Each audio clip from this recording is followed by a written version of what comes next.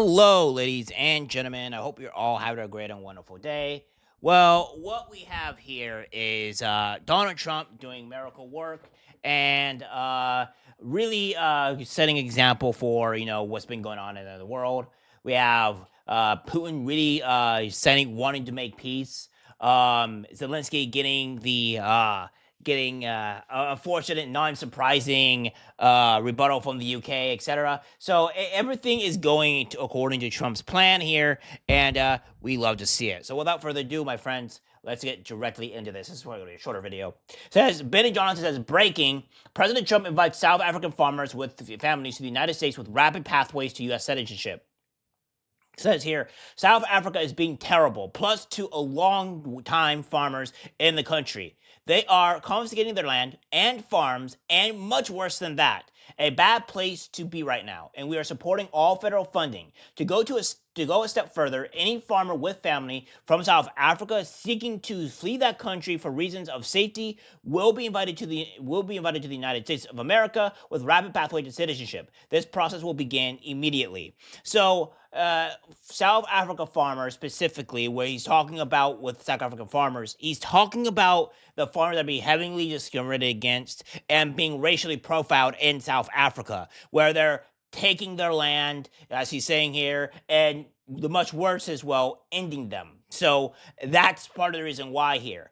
There's a whole bunch of the whole racism stuff as well that would be partake to one of the things that we'll be mentioning about, but of course, we don't talk about that because obviously black people can do no wrong, right? In this scenario, well, what we have here is where actual South Africa is taking white people. Now, it's not black people they're taking from, right? They're just taking from white people, and I think Trump is playing this good here, mostly just because of the fact that he didn't specify the race, even though being truthful of who is being discriminated against there is the white people. The white people are being discriminated against in South Africa here. So let's make that about 50.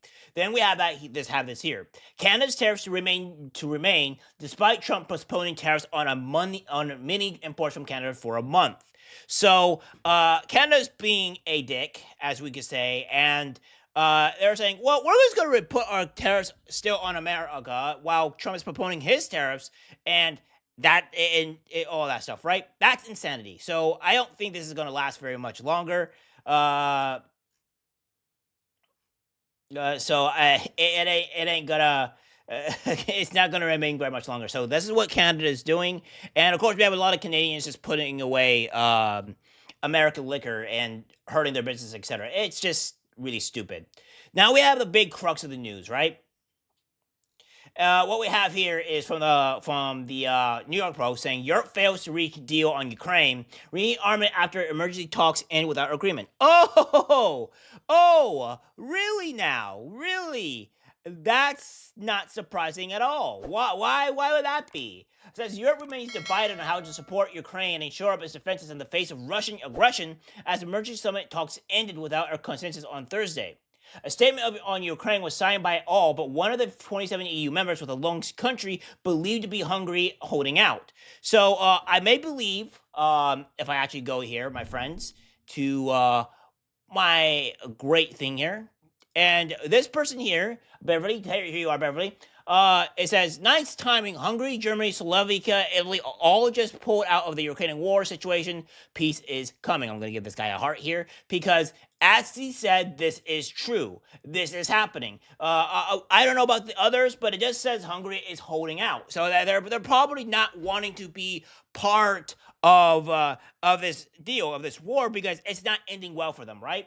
As leaders pledged to ramp up defense spending, the main European powers couldn't agree on what exactly that supported for Ukraine might look like and how Europe should adapt to what many see as a new world order under President Trump. That's because America holds a lot of power and a lot of financial stability, etc. So when we can throw our weight around, we can actually say, okay, you do this, you do that, otherwise there's going to be problems. Because we still, even despite our economy being very bad, we are still very powerful when it comes to the market, right? So that being said, everything is just going into place. Europe is weak with the United States. Bulgaria's Prime Minister Rosen Sakasov told reporters on Thursday. He added that he hoped the U.S. remains committed to our collective security, which is based on our shared values. However, there was a major point of contention between the European nations over the seizure of some 227 billion in frozen Russian central bank reserves that have been held in Europe's financial system since the start of the Ukraine war. It says Ukraine, as well as some of its neighboring Eastern European countries, such as Poland and the Baltic states of Estonia, Latvia, and Lithuania, have called for the seizing of Russia's money to pay for Ukraine's reconstruction, which they're most likely not going to get, right?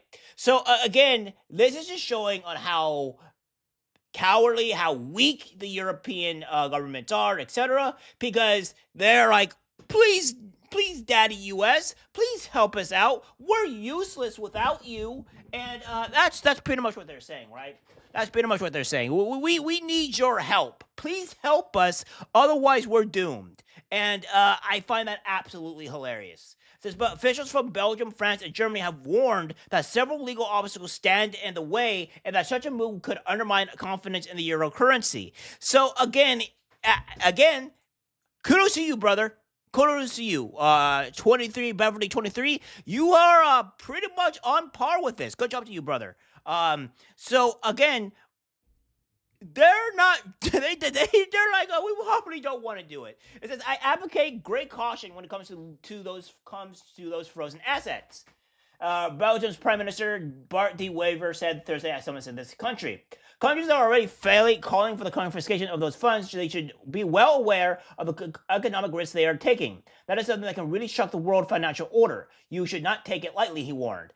So far, around 50 billion in assistance has been given to Ukraine using the accumulating interest on Russia's frozen assets by the G7 group of nations. That money will stay frozen until Russia ceases its aggression and pays for the damage it has caused, the G7 has added previously. So, again, it's not good, right? So, Germany, France, and what have you, it's just like, it's not going well. Europe is not reaching good deals with Ukraine. Then we have this here. Now, a lot of people were saying, especially the left, oh, well, it's like he's the second hand of Putin. He's like, he loves Putin. He's forever with Putin. Well, this is not the case here. This is what Trump had to say on it. He said, based on the fact that Russia is absolutely pounding Ukraine on the battlefield right now, I am strongly considering large-scale banking sanctions, and tariffs on Russia until a ceasefire and final settlement agreement on peace is reached. To Russia and Ukraine, get to the table right now, before it is too late. Thank you. So, the problem is, so we had a lot of these liberals, far leftists, Democrats saying, oh, he's a second hand, he really loves Putin, he wants it, and yet he's not doing that, right? He's actually wanting to lay considerable sanctions. And due to that, it goes to this. Putin ready to agree to Ukraine truce with conditions.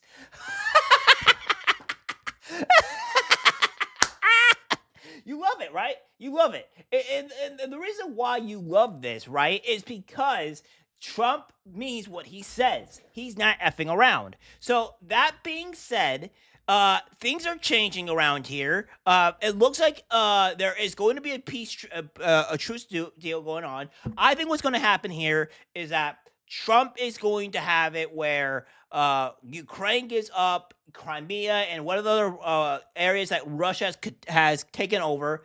Russia's going to keep those places, and then there's going to be whatever other things that are going to be proposed during the conditions. That's what I'm assuming is going to happen here, along with the mineral deal that it looks like Zelensky is going to be running to, which seems to be happening, because obviously things are just not going well for Zelensky. Everything is falling apart around him. It isn't good, and everything is going the way that we all kind of predicted it's going to go. So, Zelensky, you better buckle up your britches, little guy, because you're going to need us more than ever, because the UK isn't going to help you here. All right, guys, that's it for the video. Like, subscribe, share. As always, take care, my friends. Burn down the city, scream at the top of your lungs till you're dizzy. You can cancel everything and everybody in it, but it's not your